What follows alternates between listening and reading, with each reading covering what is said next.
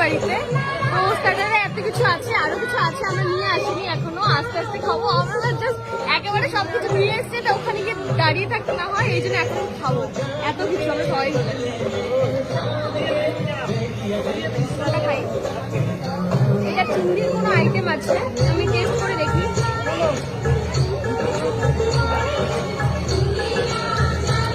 ভালো, আমরা এত স্টার্টার খেয়ে নিয়েছি, চিংড়ির এত মানে চিংড়ির আইটেম যেটা ছিল ওটা এত খেয়ে নিয়েছি যে এখন আমাদের গলা শুকিয়ে গেছে।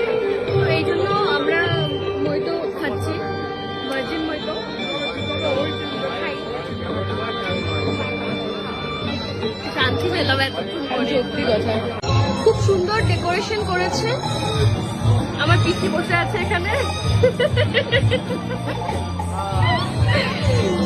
অনেক সুন্দর করেছে ডেকোরেশন। আমি ঠিক মতো পরে দেখাবো যদি টাইম পাই। তো আমি এত কিছু খেয়ে ফেলেছি, এখন আমি আর মেন কোর্সে কিছুই খেতে পারছি না। মেন কোর্সে অনেক কিছু তাও নিয়েছিস? তাও নিয়েছি, হ্যাঁ। তাও তো ও প্লেটগুলো দেখা, ও অনেক কিছু তাও নিয়েছে, আমি তো কিচ্ছু নেইনি, শুধু জাস্ট ভেটকি আর হচ্ছে মাটন আর রাইস, আর কিচ্ছু না। আর এটা খেতে পারবো কিনা সন্দেহ। আর ডেজার্টে আরো কিছু আছে, ওটাও দেখাবো তোমাদেরকে। চলে আসছি ডেজার্ট নিয়ে। আছে হচ্ছে মালপোয়া, রাবড়ি জিলাপি, আর কালাকান, পাপড়, চাটনি।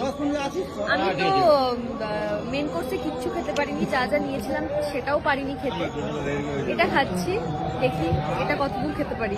তারপর পান আছে, ভাবছি যাওয়ার আগে একটা মইতো খাবো, দেন তারপর বাড়ি যাবো। এত তাড়াহুড়া ছিল যে লাস্টে আমরা পানটাই খেতে পারলাম না।